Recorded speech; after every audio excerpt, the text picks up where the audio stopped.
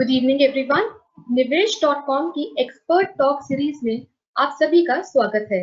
मेरा नाम सुरुचि है और मैं आज के इवेंट की मॉडरेटर हूँ। इवेंट पर जुड़ने के लिए और अपना कीमती समय हमें देने के लिए सभी का शुक्रिया। इवेंट पर जुड़े सभी पार्टिसिपेंट्स केवल इस सेशन को सुन सकते हैं। सेशन के दौरान आप अपने सवाल टाइप कर पूछ सकते हैं। सवाल पूछने के लिए आपको स्क्रीन पर दिए गए हैंड रेज के ऑप्शन के नीचे क्वेश्चन मार्क के बटन को दबाना है और सवाल टाइप करना है। सेशन के बाद हम सभी सवालों को आंसर करेंगे। ये इवेंट रिकॉर्डेड है और इसकी रिकॉर्डिंग आप सभी के साथ जल्द ही शेयर की जाएगी। आज हम बात करने वाले हैं इंटरनेशनल म्यूचुअल फंड्स और Motilal Oswal multi asset fund के बारे में। इन विषयों पर चर्चा करने के लिए हमारे साथ Motilal Oswal asset management company की टीम मौजूद है। पहला विषय यानी इंटरनेशनल म्यूचुअल फंड्स के बारे में चर्चा करने के लिए हमारे साथ मोतीलाल एएमसी के मैनेजिंग डायरेक्टर और chief executive officer passive funds mister Prateek Oswal ji हैं। प्रतीक जी करंटली मोतीलाल ओसवाल एएमसी के पैसिव फंड बिजनेस का हेड कर रहे हैं। इससे पहले वे सैन फ्रांसिस्को में सीरीज ए फिनटेक स्टार्टअप में ऑपरेशंस एंड फाइनेंस हेड कर रहे थे। कंपनी ने ऑटोमेटेड वेल्थ सोल्यूशन देके $400 मिलियन मैनेज किया। इसके अलावा प्रतीक इन्वेस्टमेंट बैंकिंग, पीई और हेज फंड्स में भी काम का अनुभव रखते हैं। इन्होंने एमोरी यूनिवर्सिटी से मैथ्स और इकोनॉमिक्स पढ़ा और एलबीएस से एमबीए किया। मैं प्रतीक जी से अनुरोध करूंगी कि अब वो इस सेशन को आगे लेके जाए और सभी पार्टिसिपेंट से कि वो सेशन के दौरान अपने सवाल हमें लिखकर यहाँ भेज सकते हैं। सवाल पूछने के लिए आपको स्क्रीन पे दिए गए क्वेश्चन मार्क के बटन को दबाना है और सवाल पूछना है। सेशन के बाद आप सभी के सवालों का जवाब दिया जाएगा। Over to you Pratik ji. Thank you so much और नमस्ते एवरीवन।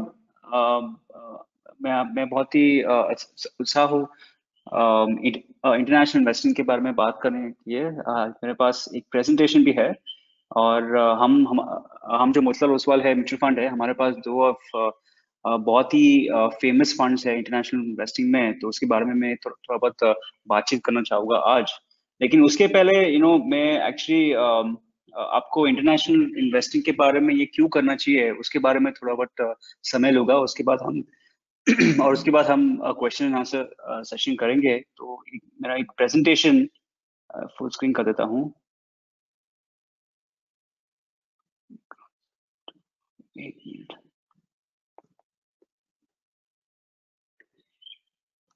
हाँ जी, तो मेरा नाम प्रतीक ओसवाल है और मैं मोतीलाल ओसवाल एसेट मैनेजमेंट का पैसिव फंड्स डिवीजन जो है उसका मैं हेड हूँ। तो हमारे पास आज 11 पैसिव फंड हम मैनेज करते हैं। तो हम हमारा जो एएमसी है, हमारे पास बहुत सारे इंडेक्स फंड्स है, बहुत सारी ईटीएफ्स है। और आज आप हमारे प्रोडक्ट लाइनअप को देखोगे तो हमारे पास है index funds large cap category में, मिड कैप कैटेगरी में, स्मॉल कैप कैटेगरी में, multi cap sector as well as international category. और आज का जो ये सेशन है, मैं इंटरनेशनल कैटेगरी के बारे में बातचीत करूंगा। ये बहुत ही बहुत ही फेमस कैटेगरी हो गया है आज इंडिया में। और इसके बारे में मैं थोड़ा बहुत आई थिंक एक्सप्लेनेशन टाइम दूंगा कि क्यों इतना फेमस हो रहा है। तो अगर आप देखोगे ये स्लाइड्स,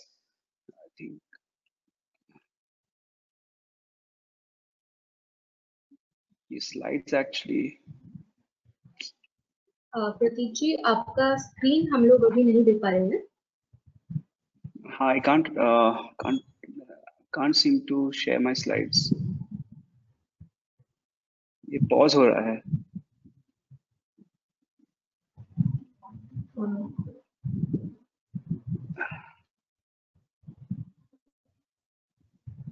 बिल्कुल, अब हम आपको स्लाइड देख पा रहे हैं। हाँ, एक्चुअली ये फुल स्क्रीन पे नहीं चल रहा है, लेकिन तो मैं ऐसे ही प्रेजेंट करता हूँ। तो अगर आप देखोगे आज इंडिया में हमारे जो पोर्टफोलियोज है, हमारे जो इन्वेस्टमेंट्स है वो सिर्फ इंडिया में इन्वेस्टमेंट्स है। और अगर आप इंडिया को देखोगे आज, इंडिया जो ग्लोबल जीडीपी मार्केट शेयर है, इंडिया सिर्फ 3.5% के कम हमारा मार्केट शेयर है। तो अगर आप देखोगे 96% के जो ग्लोबल वेल्थ क्रिएशन अपॉर्चुनिटी जो होते हैं वो उसमें हम पार्टिसिपेट नहीं कर रहे हैं। तो अगर आप देखोगे और आप देखोगे यूएस मार्केट में, यूएस बहुत ही यूनिक मार्केट है। अगर आप देखोगे यूएस में, यूएस सबसे बड़ा देश है और also I think India one of the fastest growing countries है। तो अगर आप दोनों साथ में देखोगे और अगर आप इंटरनेशनल डाइवर्सिफिकेशन के बारे में आप थोड़ा बहुत इन्वेस्ट करोगे, तो ये 3.5% जो है, जो अभी अब हमारे पास अब एक्सपोजर है, वो करीबन 20 से 25% तक जा सकता है। तो हमारा जो ग्लोबल पार्टिसिपेशन जो होता है वेल्थ क्रिएशन अपॉर्चुनिटीज में, वो बहुत ही ज्यादा हो जाता है। और अगर आप देखोगे जो कंपनियां हैं globally, Apple, Google, Netflix, Amazon, Spotify, ये बहुत ही मतलब ग्लोबली डाइवर्सिफाइड बिजनेस मॉडल्स है। इनके जो ऑपरेशंस है ना तो यूएस में है, लेकिन सब जगह उनके बिजनेस मॉडल चल रहे हैं। तो अगर आपको एक्सपोजर मिल रहा है तो प्योर ग्लोबल एक्सपोजर मिल रहा है ये कंपनीज के बाद। लेकिन मैं अब इसके पहले आपका ये जो पोर्टफोलियो इम्पैक्ट जो होता है, उसके पहले मैं आपको ये पूछना चाहता हूँ कि इसका इम्पैक्ट आपका क्या होगा पोर्टफोलियो पे। अगर आप देखोगे इंडिया 8-8.5% जीडीपी ग्रोथ हो रहा है, लेकिन यूएस में सिर्फ 3-3.5% का जीडीपी ग्रोथ हो रहा है। तो ऐसा ऐसा मतलब पोर्टफोलियो में क्या इम्पैक्ट आ सकता है? Why should you leave a fast growing country and buy a low growth country like US? तो इसके बारे में थोड़ा बहुत मैं बताना चाहूंगा। लेकिन उसके पहले सबसे बड़ा जो अपॉर्चुनिटी यहाँ पे है, वो है ग्लोबल डाइवर्सिफिकेशन अपॉर्चुनिटी। अगर आप देखते हो इंडिया में क्या हो रहा है। कोरिलेशन जो है इंडियन म्यूचुअल फंड्स में बहुत ही ज्यादा है। कोरिलेशन का मतलब है कि इंडियन इक्विटी जो होते हैं, इंडियन म्यूचुअल फंड्स, वो जब सभी साथ में ही मूव करते हैं। तो अगर आप देखोगे आज, यदि आपके पास एक लार्ज कैप फंड हो या स्मॉल कैप फंड हो या मिड कैप फंड हो, सभी मतलब 20-25-30% नीचे है। इसका कारण ये है कि सभी फंड्स बहुत ही कोरिलेटेड है। इंडियन फंड्स में जो है वो कोरिलेशन होता है 95% प्लस। वेरेज अगर आप देखोगे यूएस के जो ये इंडेक्सेस है, नैस्डैक और एसएनपी, इनके कोरिलेशन होते हैं 15-20%। तो इसका मतलब क्या है कि यूएस मार्केट्स और इंडियन मार्केट्स बहुत ही अलग बिहेव करते हैं, उनके मूवमेंट्स बहुत ही अलग है। और जब इंडियन मार्केट्स का परफॉर्मेंस नहीं अच्छा है, तब यूएस मार्केट का परफॉर्मेंस आपका पोर्टफोलियो को बचाते हैं, और वाइस वर्सा। तो वो ये बहुत ही इंपॉर्टेंट अपॉर्चुनिटी है। अगर आप देखोगे आज आज बहुत लोग डाइवर्सिफिकेशन के बारे में पूछ रहे हैं। और अगर आप देखोगे ये ऑप्शंस जो है इंडिया में आज, आपके जो इक्विटी डाइवर्सिफिकेशन के ऑप्शंस है, वो है डेट, गोल्ड, रियल एस्टेट। लेकिन वहां पे क्या होता है, आपके रिटर्न्स भी नीचे जाएंगे।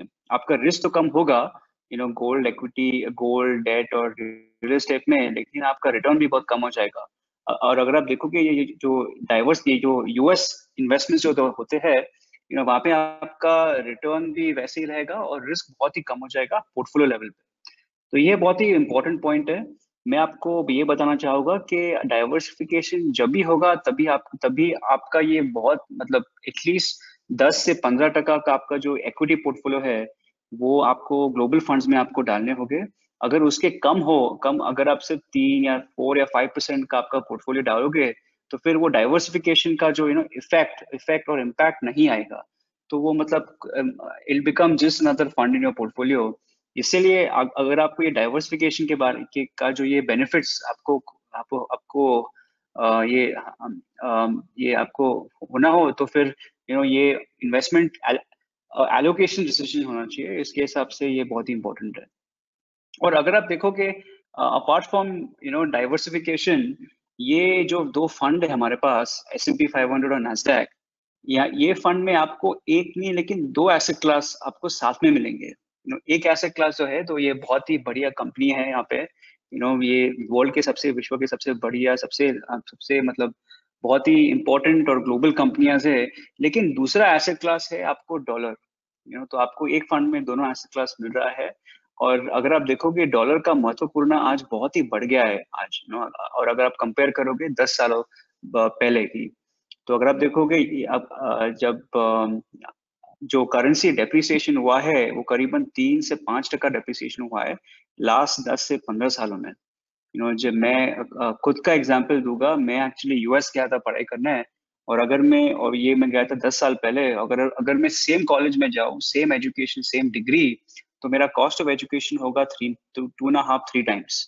250 से 300% आई थिंक महंगा और पड़ेगा। और ये डॉलर के हिसाब से, जब मैं गया था डॉलर था 40-45, आज है $75-80। तो इसके हिसाब से आई थिंक ये जो प्रोटेक्शन देता है ये आपको ये करेंसी डेप्रिसिएशन में, इसके लिए ये फंड मेरे हिसाब से बहुत ही, ये दो फंड है बहुत ही मतलब इम्पोर्टेंट है। और मेरे हिसाब से हमारा जो आज का स्पेंडिंग भी है वो बहुत ही डॉलर बेस्ड है।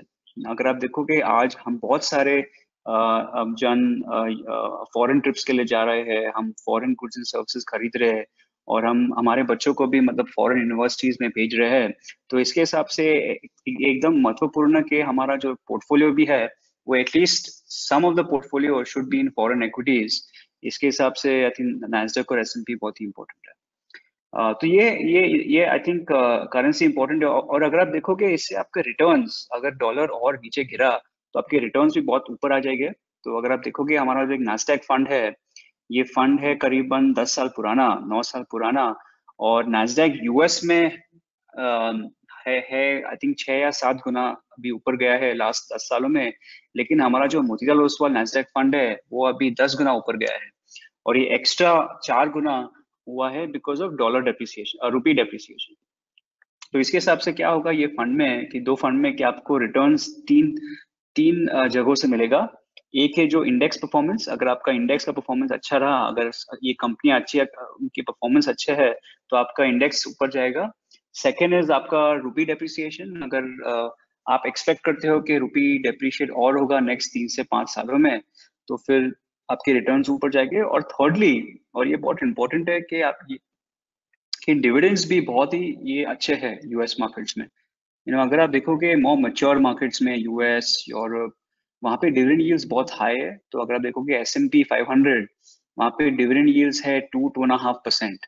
और ये मतलब इंडिया से तो बहुत ज्यादा है इसका। और इसका मतलब क्या होगा लॉन्ग टर्म में, अगर आप देखोगे S&P 500 बिना डिविडेंड्स अब करीबन 11 या 12 टाइम्स ग्रो हुआ है लास्ट 30 सालों में।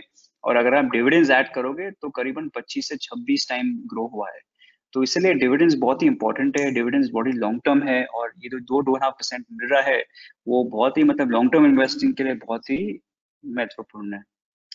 लास्टली आई थिंक ये मैं थोड़ा बहुत मैंने बात किया है, लेकिन बहुत सारे ग्लोबल ब्रांड्स आपके पोर्टफोलियो में आ रहे हैं। अगर आप देखोगे आज इंडियन म्यूचुअल फंड इंडस्ट्री में सभी म्यूचुअल फंड में रिलायंस या HDFC बैंक या यार ऐसे कंपनियां आपको मिलेंगे। लेकिन दूसरी कंपनियां भी है जो मतलब बहुत ही सिमिलर है, एज बड़े हैं और बहुत ही ग्लोबली इंपॉर्टेंट है। उनका जो स्टॉक डाइवर्सिफिकेशन जो मिलेगा वो बहुत ही अच्छा है। तो इसके हिसाब से मेरे हिसाब से ये भी बहुत ही मतलब जो स्टॉक लेवल डाइवर्सिफिकेशन आपको मिल रहा है आपके पोर्टफोलियो में, ये जो फंड में से, वो भी बहुत ही इंपॉर्टेंट है। तो ये है reasons why investors should invest internationally. एक जो है आपको बहुत ही डाइवर्सिफिकेशन मिल रहा है लो कोरिलेशन के मुताबिक। तो इंडियन मार्केट्स और यूएस मार्केट्स बहुत ही अलग मूव होते हैं, उसके हिसाब से आपका पोर्टफोलियो वॉलेटिलिटी बहुत कम हो जाएगा। सेकेंड आपका ये है कि आपका ये डिविडेंड यील्ड्स भी बहुत हाई है। डिविडेंड यील्ड्स आपको 2-2.5% जो मिल रहे हैं वो लॉन्ग टर्म इम्पैक्ट बहुत ही अच्छा है। थर्डली आपको यूएस डॉलर भी मिल रहा है। ये जो दोनों फंड है हमारे पास, वो सभी फंड, दोनों फंड 100% डॉलर डिनोमिनेटेड फंड्स है, तो आपको डॉलर का इम्पैक्ट भी मिल गया है। और फोर्थली आपको ये स्टॉक लेवल डाइवर्सिफिकेशन भी मिल रहा है। वर्ल्ड के सबसे बढ़िया कंपनी आपको एक या दो में फंड में मिल रहा है। तो उसके बाद में हमारे जो दो फंड है उसके बारे में मैं थोड़ा बहुत बात करना चाहूंगा।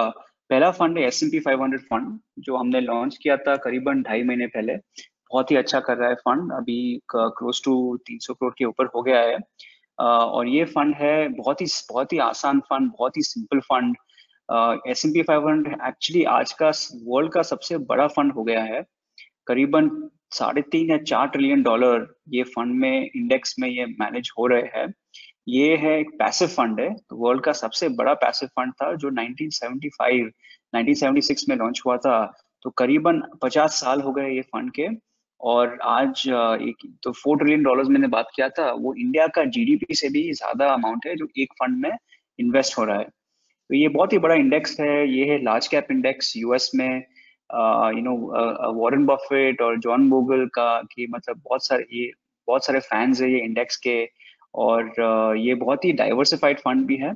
तो अगर आप देखोगे बहुत सारे आई थिंक टेक्नोलॉजी बहुत ही महत्वपूर्ण हो गई, लेकिन उसके मतलब even though technology is gone up, ये फंड में आपको जो मिलेंगे दूसरे सेक्टर्स का भी मतलब अच्छा डाइवर्सिफाइड इम्पैक्ट मिलेगा। तो अगर टेक्नोलॉजी इतना अच्छा नहीं किया फ्यूचर में, तो आपके पास दूसरे सेक्टर्स भी है। और टॉप 10 स्टॉक्स भी अगर आप देखोगे, वर्ल्ड के सबसे बहुत ही मतलब फेमस स्टॉक्स है ये पोर्टफोलियो में। तो ये है S&P 500, बहुत ही सिंपल, बहुत ही diversified, pure large cap fund. US के टॉप 500 कंपनीज आपको एक फंड में मिल रहे हैं। और ये जो टॉप 500 कंपनियां हैं, वो 85% ऑफ इंटायर मार्केट कैप आपको एक ही फंड में मिल रहा है। तो पूरा मतलब इकोनॉमी आपको एक ही फंड में मिल रहा है, ये फंड के तौर। और ये बहुत इंपॉर्टेंट है कि S&P 500 यूएस है, लेकिन अगर आप देखोगे तो कंपनियां जो S&P 500 में आते हैं, वो बहुत ही इंटरनेशनल कंपनियां हैं। अगर आप देखोगे ये पाई चार्ट में 40 से 45% ऑफ सेल्स जो S&P 500 की कंपनियां से आती है, वो उनके इंटरनेशनल ऑपरेशन से आते हैं। तो हम बोलते हैं कि ये एक्चुअली बहुत ही ग्लोबली डाइवर्सिफाइड फंड है। इसलिए मेरे हिसाब से आप सब S&P 500 खरीदते हो, और अगर नास्डैक खरीदते हो, आप एक्चुअली ग्लोबल कंपनियां खरीद रहे हो, यूएस कंपनियां नहीं। वो है S&P 500। इसका हमारा एक इंडेक्स फंड है मतलब उस फल के पास, जो हमने लॉन्च किया था 2 महीने पहले। बहुत ही आसान फंड है, आपको मतलब हमारे पास अवेलेबल है। इसमें ये ETF नहीं है, और ये फीडर फंड भी नहीं है। तो हम एक्चुअली रोज 500 स्टॉक खरीदते हैं, और सेम प्रोपोर्शन एज इंडेक्स। ये है पैसिव फंड है, ये इंडेक्स फंड है, तो लो कॉस्ट भी है। ये आई थिंक इंडिया का सबसे आई थिंक लो कॉस्ट आपको इंटरनेशनल फंड मिलेगा, S&P 500 और नास्डैक। तो ये नास्डैक फंड ये बहुत ही और पॉपुलर है आज। तो नास्डैक आई थिंक आज की तारीख में बहुत ही अच्छा कर रहा है। ये जो एक नास्डैक फंड है, ये S&P 500 के मुताबिक ये सिर्फ 100 ही स्टॉक है ये इंडेक्स में। और ये इंडेक्स में जो एलोकेशन है technology, software, hardware, telecommunications, retail, इसका ज्यादा एक्सपोजर नैस्डैक फंड में होता है। तो अगर आप देखोगे जो बहुत सारे टेक्नोलॉजी कंपनियां हैं, उनका एक्सपोजर बहुत ही ज्यादा है नैस्डैक पे। और जो फैंग स्टॉक्स है, फेसबुक, एप्पल, अमेजोन, गूगल, इनका जो प्रोपोर्शन बहुत ही ज्यादा है थोड़ा S&P 500 नैस्डैक में। और इसके हिसाब से आपका जो परफॉर्मेंस देखोगे, नैस्डैक का परफॉर्मेंस लास्ट 10 सालों में बहुत ही अच्छा रहा है। लेकिन हमारे हिसाब से इतना, I mean next 5 to 10 years में इतना अच्छा नहीं होगा, क्योंकि तो वो इम्पोर्टेंट चीज है जो मैं ऑब्वियसली बात करूंगा। तो आप अगर आप देखोगे लास्ट, तो टॉप 10 कंपनियां हैं ये इंडेक्स में, ऑलमोस्ट 54% ऑफ द इंडेक्स है। तो ये थोड़ा स्टॉक कॉन्सेंट्रेशन, सेक्टर कॉन्सेंट्रेशन थोड़ा बहुत ज्यादा है नैस्डैक इंडेक्स में। तो अगर आप देखोगे वैल्यूएशन थोड़ा बहुत अभी क्या है, यूएस मार्केट बहुत ही ऊपर गया है लास्ट 3-4 महीने में। इसके हिसाब से वैल्यूएशन थोड़े महंगे हो गए। तो इसके हिसाब से हम बोल रहे हैं इन्वेस्टर्स को कि आप धीरे धीरे इन्वेस्ट करें ये इंडेक्सेस में। इंडेक्सेस बहुत परफॉर्मेंस अच्छा है, कंपनियां भी अच्छी है, लेकिन थोड़ा मतलब उनका फाइनेंशियल्स का भी इम्पैक्ट अभी आएगा कोविड का नेक्स्ट 2 to 3 क्वार्टर्स में। इसके हिसाब से हम बोल रहे हैं कि आप मतलब अगर आप इन्वेस्ट करना चाहते हो, तो मतलब धीरे धीरे और आप 6 या 8 साइज में इन्वेस्ट करो ये इंडेक्स में। तो अगर आप देखोगे परफॉर्मेंस परफॉर्मेंस बहुत ही शानदार रहा है S&P और नैस्डैक का।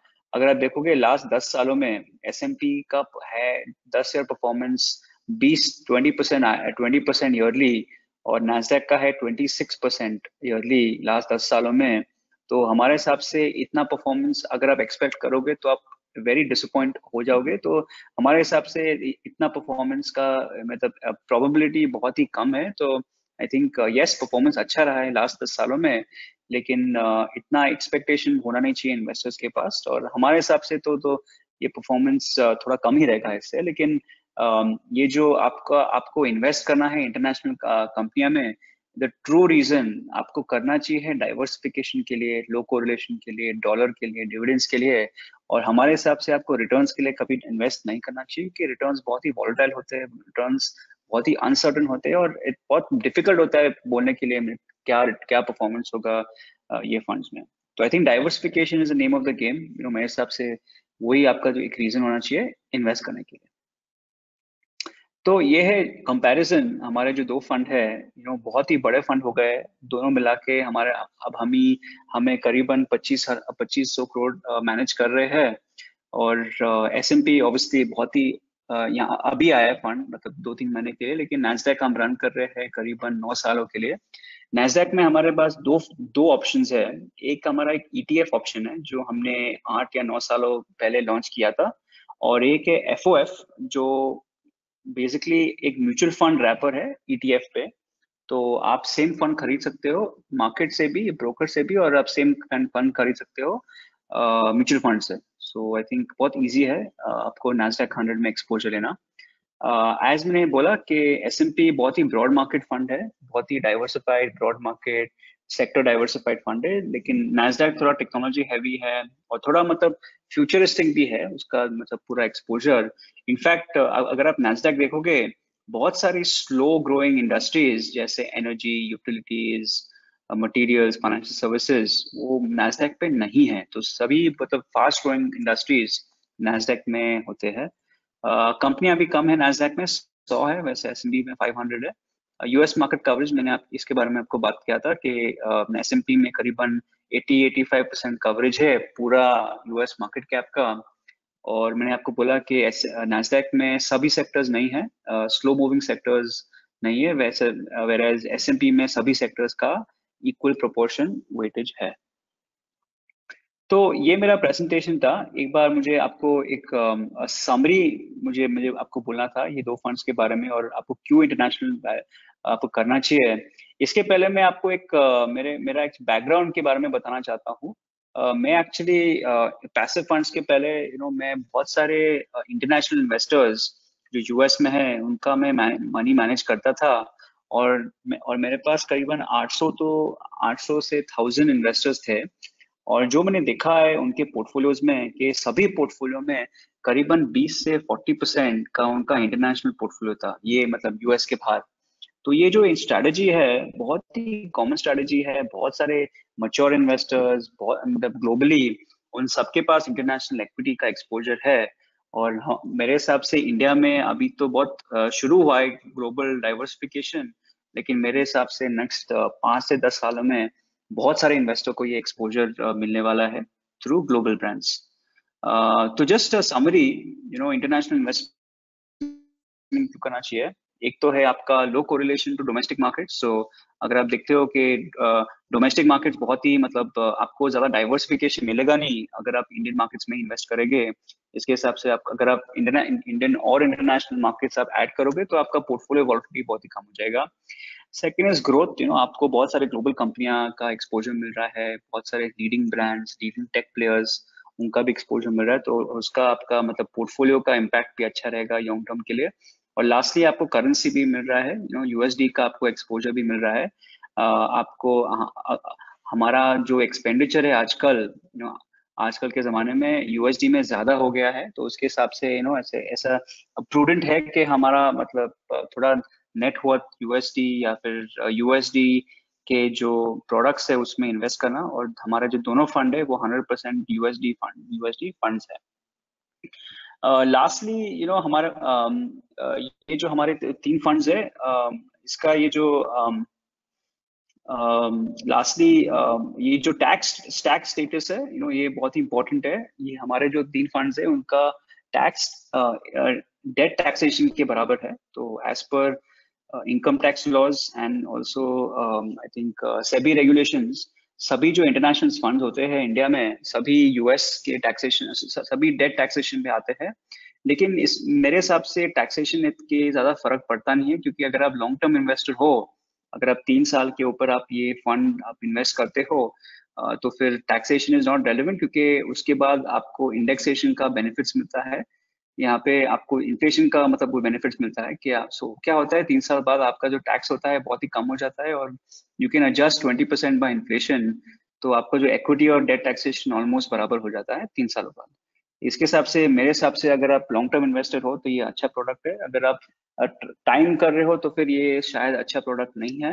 और टैक्स पर्सपेक्टिव में ऑल्सो आई थिंक अगर आप लॉन्ग टर्म इन्वेस्टर हो तो आपको टैक्स में भी बहुत ही फायदा मिलेगा 3 से 5 सालों में।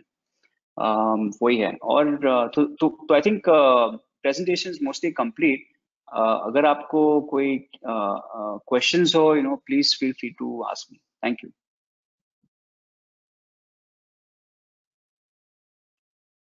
शुक्रिया प्रतीक जी। अब समय है क्वेश्चन आंसर राउंड का। इस सेशन के लिए हमारे साथ हमारी कंपनी के vice president sales mister Munish Chauhan ji line पर हैं, जो कि एक एक करके आपके दिए गए सवाल पूछेंगे। जिन पार्टिसिपेंट्स ने अपने सवाल नहीं पूछे हैं वो अभी भी सवाल पूछ सकते हैं टाइप कर कर। टाइप करने के लिए आपको हैंड रेस के साथ दिए गए क्वेश्चन के बटन को दबाना है और आप अपना सवाल टाइप करके पूछ सकते हैं।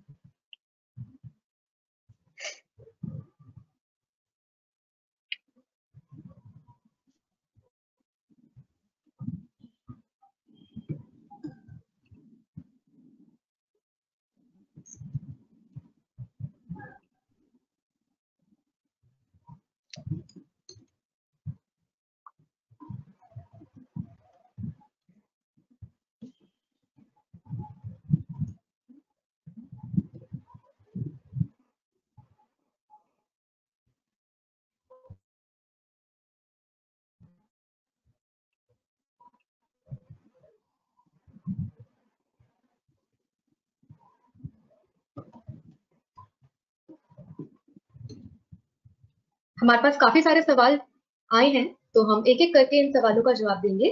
इस सेशन के लिए हमारे साथ हमारी कंपनी के vice president sales mister Munish Chauhan ji भी लाइन पर जुड़े हुए हैं।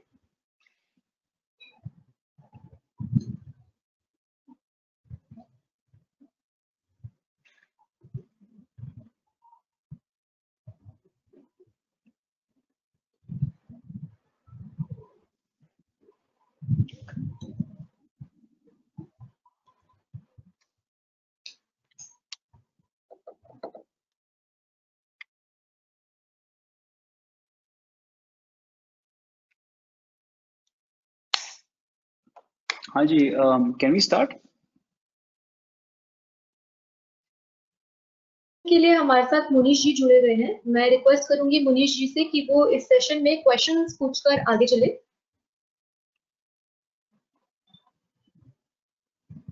आई थिंक मनीष जी का he's on unmute.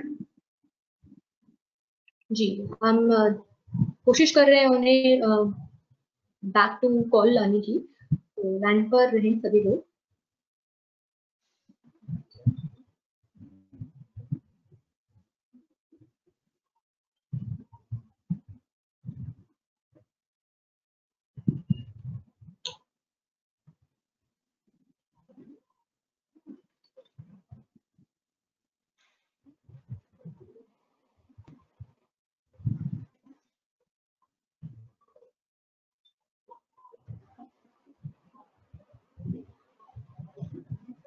मुनीश जी, आप मेरी आवाज सुन पा रहे हैं? तो आपको अपने सेटिंग्स में अनम्यूट का बटन दबाना है और उसके बाद आप सवाल एक एक करके पूछ सकते हैं।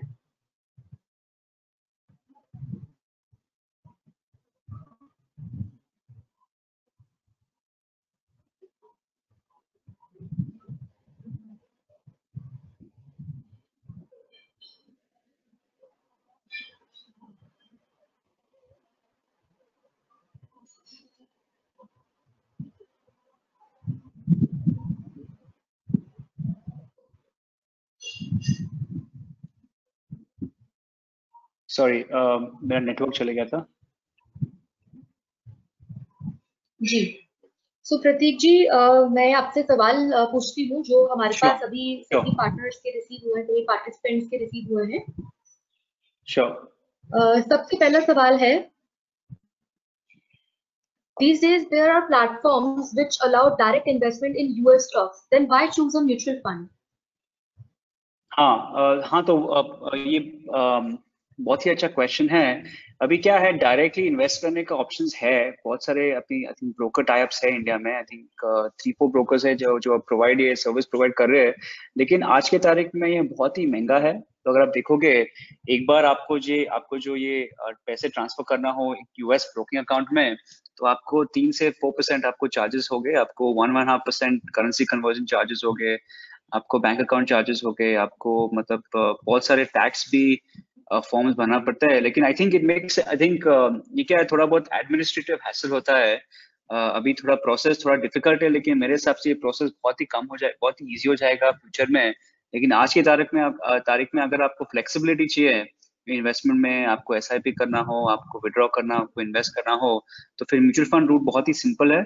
और बहुत ही, अगर आप देखोगे ये जो हमारे जो इंडेक्स फंड्स है बहुत ही लो कॉस्ट भी है, तो आपको कॉस्ट के बारे में भी इतना मतलब फर्क आएगा नहीं।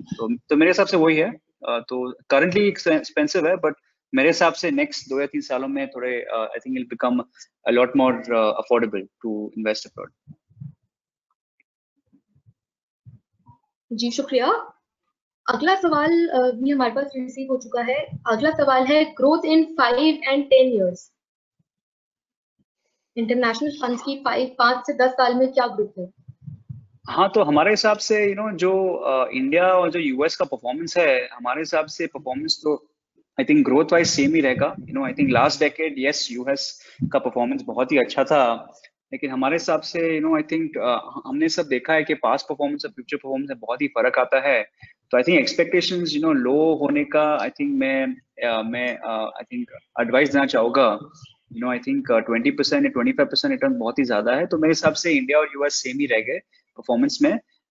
लेकिन जो आपके जो ये पोर्टफोलियो का इम्पैक्ट रहेगा, low volatility, low correlation dollar, I think वो बहुत ही सिग्निफिकेंट रहेगा। तो आई थिंक वो होते हैं आपके जो रीजंस अगर आपको इन्वेस्ट करना हो। जी। अगला सवाल हमारे पास आया है कि there are talks that USD may lose its dominant position and INR यानी कि रुपी could appreciate against USD। So उस केस में क्या रहेगा? What happens to returns in that case? Good question.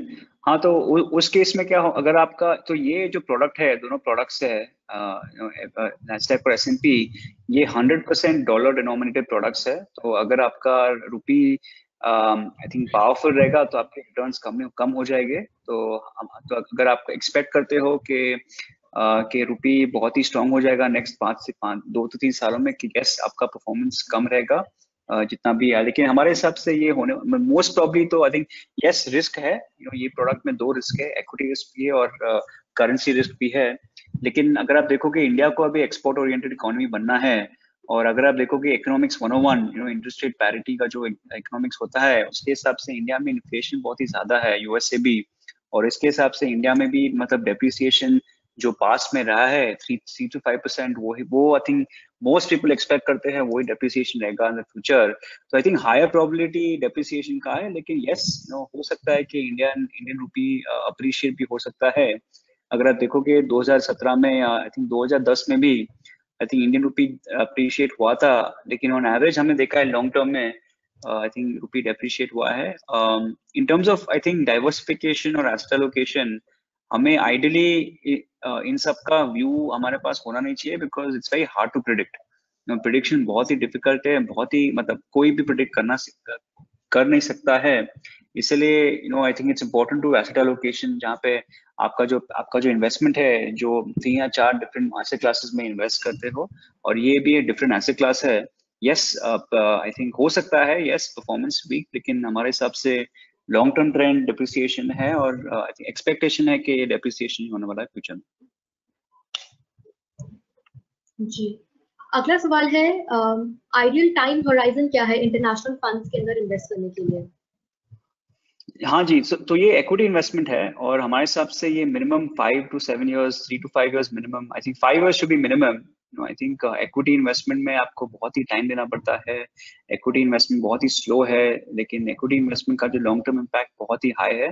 Compounding impact आप देखोगे 5 सालों में, 10 सालों में, 15 सालों में, 20 सालों में बहुत ही ज्यादा होता है। तो इसके हिसाब से ये भी फंड प्योर इक्विटी फंड्स है। इसके हिसाब से I would recommend having a permanent allocation. अगर आप 10 से 15% मिनिमम आपका परमानेंट एलोकेशन इंटरनेशनल इक्विटी में होना चाहिए। इसके हिसाब से आपका मतलब मेरे हिसाब से होराइजन मतलब बहुत ही परमानेंट होना चाहिए। उसके हिसाब से एटलीस्ट 5 years में आपको एडवाइस दूंगा। ऑल्सो ये जो फंड्स है, ये फंड्स डेट टैक्सेशन में आते हैं। तो अगर आप प्रॉफिट्स बनाओगे तो, और अगर आप ये फंड्स बेचोगे तो आपका टैक्सेशन भी ज्यादा होगा इसके हिसाब से। और अगर आप 3 सालों के बाद आप ये होल्ड करोगे तो आपका टैक्स बहुत ही कम हो जाता है। तो इसके हिसाब से I think these are build for long term products, और उसके लिए मैं आपको एडवाइस दूंगा। Okay, thank you. इसके अलावा we have questions, Indian markets में क्या ज्यादा ग्रोथ अपॉर्चुनिटीज है या फिर इंटरनेशनल मार्केट्स में, यूके की मार्केट्स में, यूएस की मार्केट्स में? हाँ, आई थिंक बोथ सेम ही है। आई थिंक अपॉर्चुनिटी दोनों में सेम ही है। इंडियन मार्केट्स भी अपॉर्चुनिटी बहुत high. India is a fast growing country.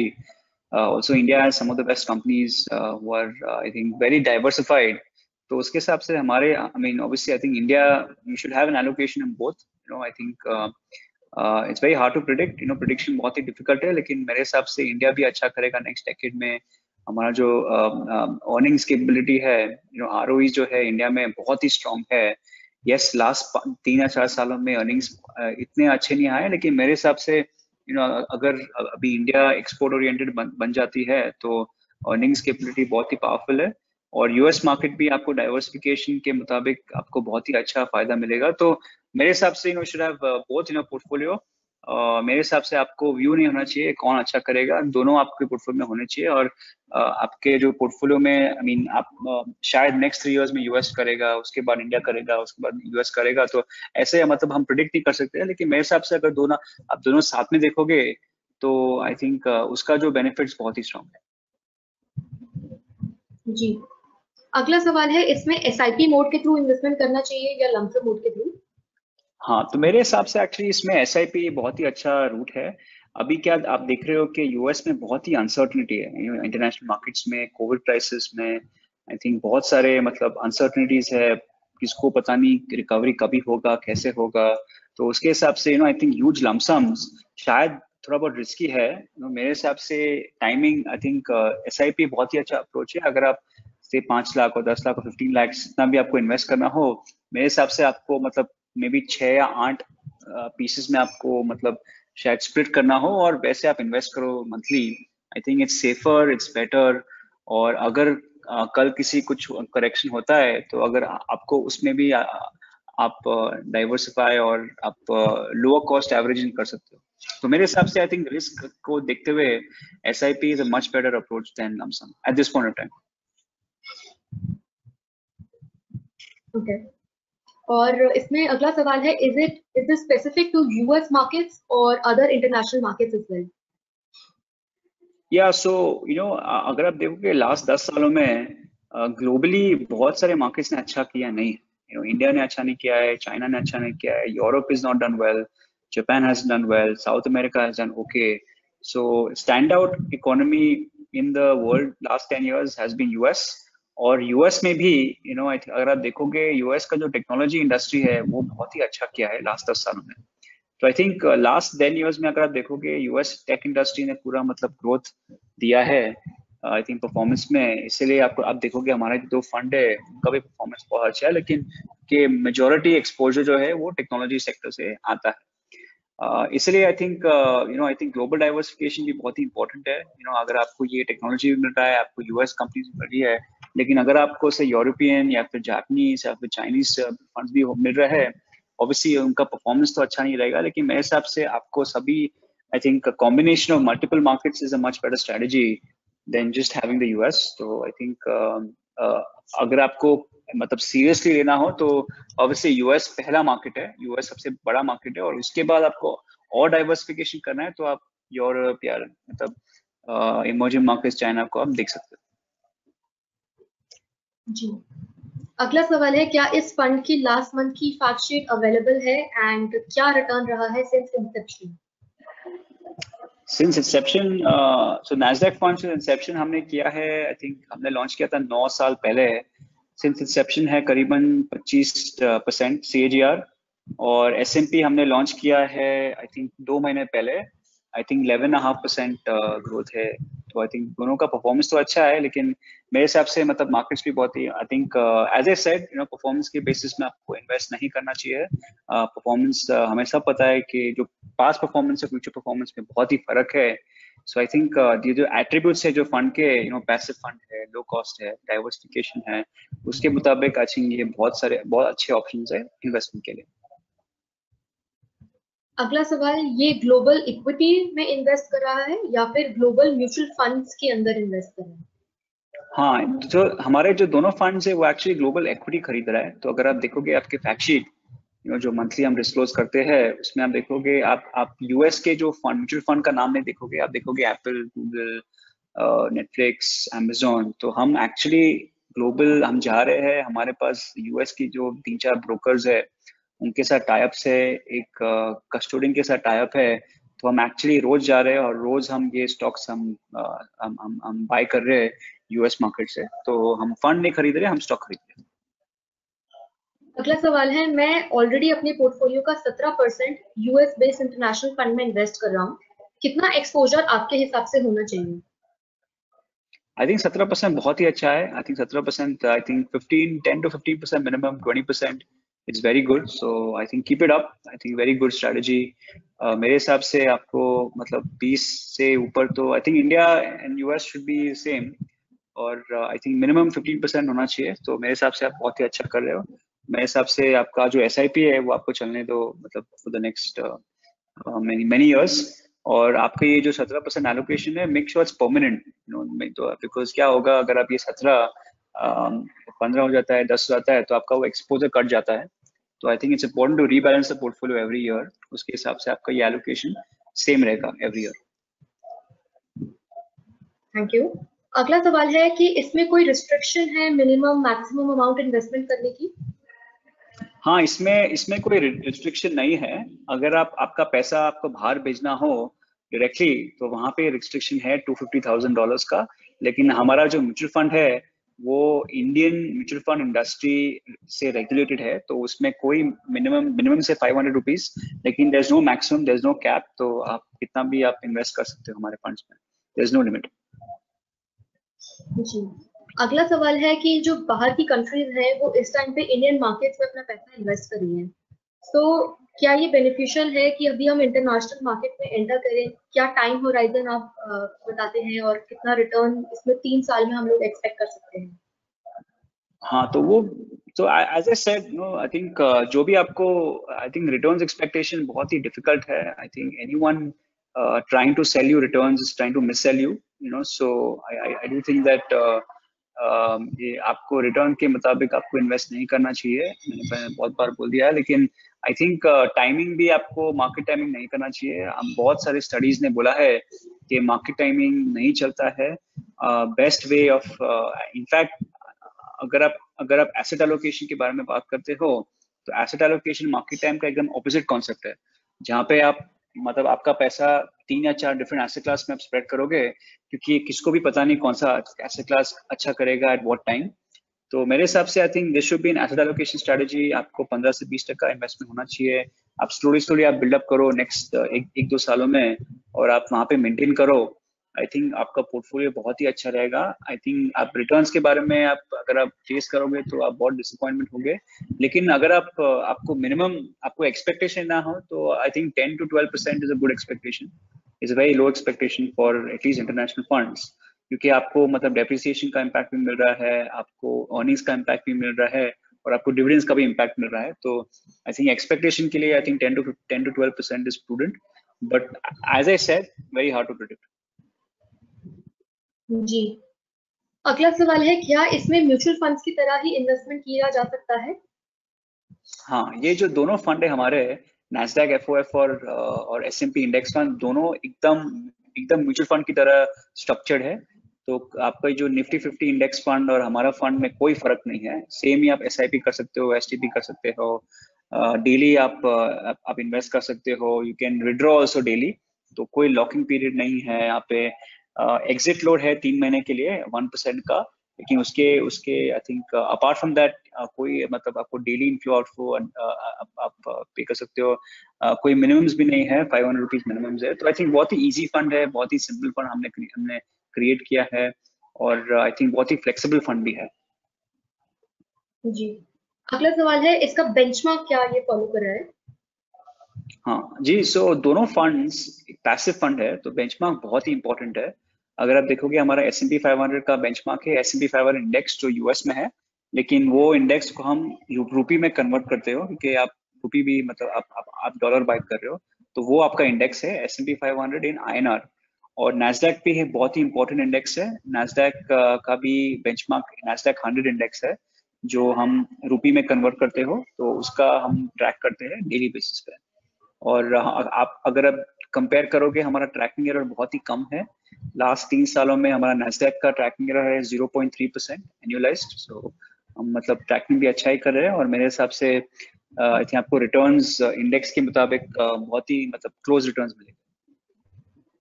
जी, अगला सवाल है टैक्सेशन क्या फॉलो करेगा इसके अंदर? हाँ जी, सो टैक्सेशन ये डेट टैक्सेशन है। एज ऑफ रेगुलेशंस के मुताबिक सभी जो इंटरनेशनल फंड्स है उनके टैक्स मेथोडोलॉजी डेट टैक्सेशन के वैसे है, तो देयर बी टैक्सेस डेट। लेकिन अगर आप 3 सालों के लिए आप इन्वेस्ट करते हो तो टैक्सेशन इज नॉट रेलिवेंट, क्योंकि आपको इंडेक्सेशन का फायदा मिलता है। वहां पे क्या होता है, आपका टैक्स इक्विटी के मुताबिक हो जाता है, तो उसका मतलब कोई फर्क रहता नहीं है। लेकिन यस, आपको 3 सालों के लिए इन्वेस्ट करना पड़ेगा। 3 सालों के पहले अगर आप सेल करोगे प्रॉफिट के लिए तो आपका टैक्स थोड़ा ज्यादा रहेगा। लेकिन I think for long term investor tax is not relevant. जी, शुक्रिया। इस सेशन के सवाल में इतना ही। थैंक यू सो मच हमारे साथ जुड़ने के लिए और हमारे सभी पार्टिसिपेंट्स को ये ज्ञान बांटने के लिए, ये नॉलेज प्रोवाइड करने के लिए। थैंक यू सो मच प्रतीक जी हमारे साथ जुड़ने के लिए। Thank you so much for having me, and I think hopefully I'll come back very soon. Thank you so much. शुक्रिया। मैं सभी पार्टिसिपेंट्स को बताना चाहूंगी कि इसके बाद हमारा एक सेशन और था जिसमें हम लोग एक मल्टी एसेट फंड के बारे में बात करने वाले थे, पर किसी तकनीकी कारणवश वो सेशन जो है अभी कैंसिल हो गया है। और मैं सभी पार्टिसिपेंट से एक छोटी सी रिक्वेस्ट करती हूँ कि यदि आपकी कुछ सवाल ऐसे हैं जो अभी इस सेशन में नहीं आंसर हो पाए या कुछ सवाल पेंडिंग है, रह गए हैं, तो आप वो ऑफलाइन मोड से हमारे साथ कनेक्ट कर सकते हैं। अपने सेंट्रल रिलेशनशिप मैनेजर को आपके सवाल भेज सकते हैं एंड डेफिनेटली हम इन सवालों का जवाब देंगे। आज के सेशन में इतना ही। सभी पार्टिसिपेंट्स का बहुत बहुत शुक्रिया करती हूँ हमें इस इवेंट में सपोर्ट करने के लिए और हमारे साथ जुड़ने के लिए। बहुत बहुत शुक्रिया।